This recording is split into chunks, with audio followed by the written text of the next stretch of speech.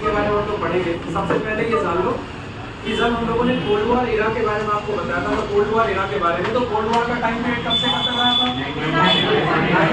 1945 से 1991, यानी second world war खत्म हुआ। आपको मैंने बताया था सेकेंड वर्ल्ड वॉर 1945 में क्या हुआ, खत्म हुआ, है ना।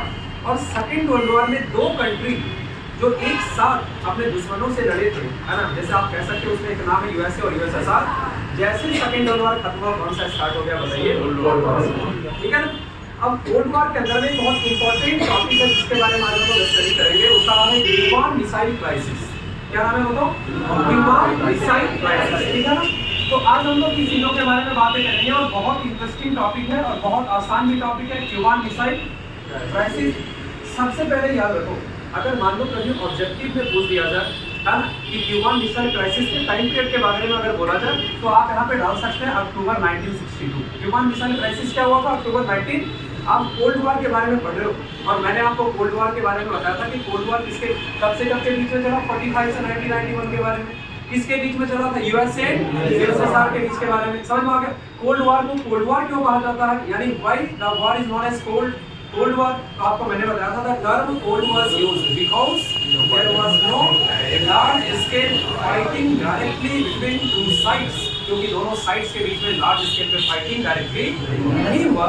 समझ में आ गया? इसलिए इसको क्या बोला गया था? कोल्ड वॉर बोला गया है। अब कोल्ड वॉर के अंदर में एक इंपॉर्टेंट पॉइंट आएगा, मैं आपको थोड़ा सा करंट से रिलेट करता हूँ।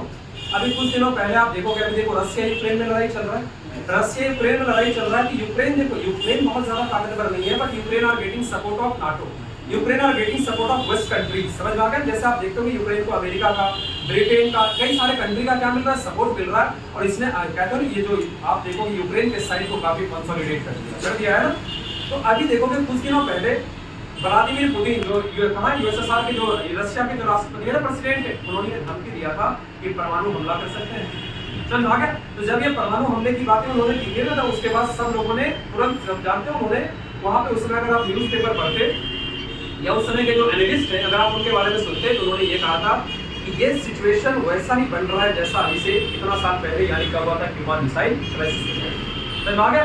यानी जब उन्होंने परमाणु हमले की बातें बोली तो उस समय क्या हो गया कि भैया परमाणु हमला मतलब दुनिया में एक बार और ऐसा हुआ था कि दो कंट्री के बीच लड़ाई में जब लग रहा था कि दो कंट्री आपस में क्या होंगे, कन्फ्रंट करेंगे, दोनों के बीच में फुल स्केल न्यूक्लियर वॉर हो जाएगा।